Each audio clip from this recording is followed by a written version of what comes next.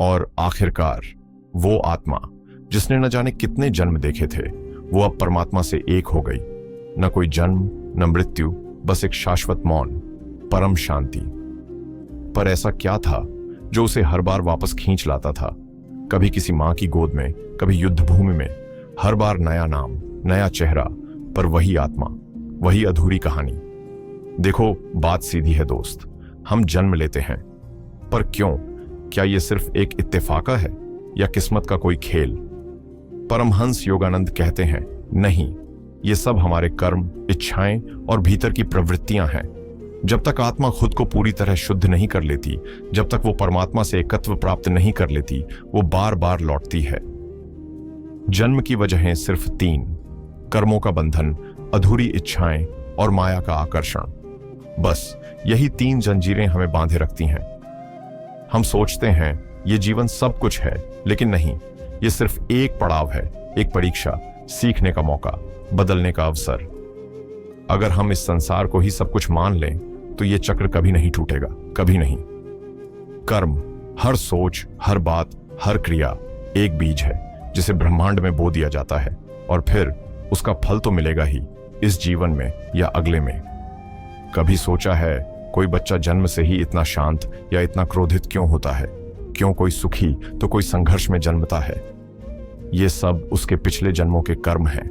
हर जन्म एक कड़ी है उसी श्रृंखला की।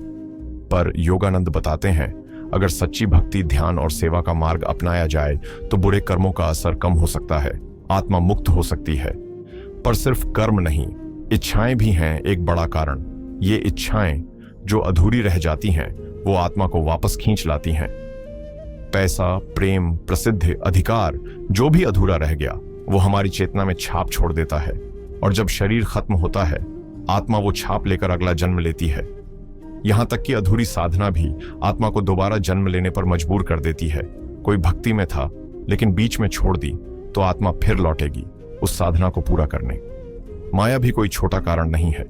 यह संसार एक भ्रम है, पर यह भ्रम इतना सुंदर, इतना आकर्षक है कि आत्मा उसमें उलझ जाती है।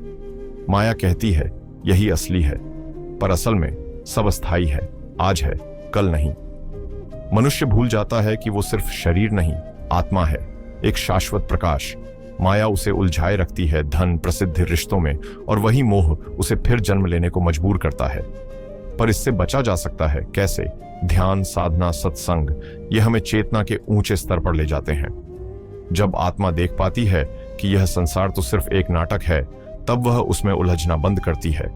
तब उसकी मुक्ति की यात्रा शुरू होती है।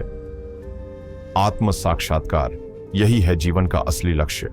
जब हम ये जान लें कि हम शरीर नहीं, आत्मा है, तब जन्म और मृत्यु के चक्र से मुक्ति मिलती है।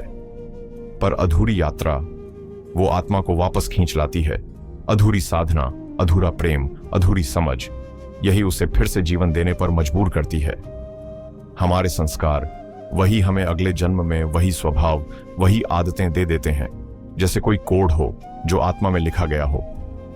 पर योगानंद कहते हैं वो कोड बदला जा सकता है, ध्यान, साधना और आत्मनिरीक्षण से।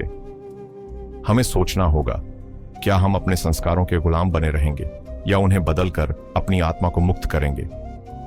ईश्वर से दूरी ही सबसे बड़ा कारण है जन्मों का। जैसे नदी तब तक बहती है जब तक सागर से नहीं मिलती, वैसे ही आत्मा जब तक परमात्मा से एक न हो जाए। भोग और मोह दो सबसे बड़ी शक्तियां हैं जो आत्मा को बांधे रखती हैं। भोग यानी इंद्रियों का सुख, मोह यानी रिश्तों का बंधन। जैसे समुद्र का खारा पानी प्यास नहीं बुझा सकता, वैसे ही भोग आत्मा की तृष्णा नहीं शांत कर सकता। योगानंद कहते हैं, जब तक हम खुद को शरीर समझते हैं तब तक इस चक्र से मुक्ति असंभव है। पर एक अवसर है, यह जन्म एक अवसर है, यह संसार एक विद्यालय है। हर अनुभव, हर दुख, हर सुख एक पाठ है, और यही अवसर हमें मोक्ष तक ले जा सकता है। यदि हम ध्यान, क्रिया योग और भक्ति का सहारा लें तो आत्मा मुक्त हो सकती है। अंत में प्रश्न यह नहीं कि पुनर्जन्म होता है या नहीं, प्रश्न यह है, क्या हम तैयार हैं अब मुक्त होने के लिए?